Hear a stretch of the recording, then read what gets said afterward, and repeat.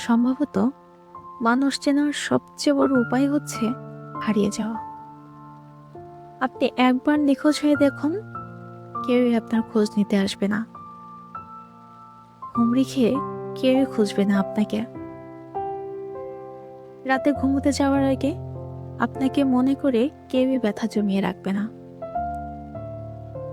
চোখের কোণে জল জমে বালিশও ভেসবে না কারো। এমনকি কোনো কিছুই থেমে থাকবে না। দ্রুতগামী ট্রেনটি ঠিকই একই গতিতে ছুটে যাবে। মানুষগুলো রোজকার মতো নিয়ম করে বাড়ি আসবে। আপনার জন্য অপেক্ষা করবে না কেউই। শুধু নিখোঁজ বিজ্ঞপ্তিতে বড় বড় অক্ষরে ছাপানো থাকবে, মানুষটা নিখোঁজ। অথচ আমরা বোকার মতো কত কিছুই ভাবতে থাকি। আমরা ভাবি আমরা না থাকলে কারো কারো পৃথিবী থমকে যাবে। কিন্তু না,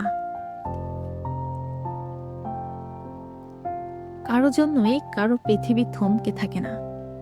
সবকিছুই চলতে থাকে নিজের নিয়মে।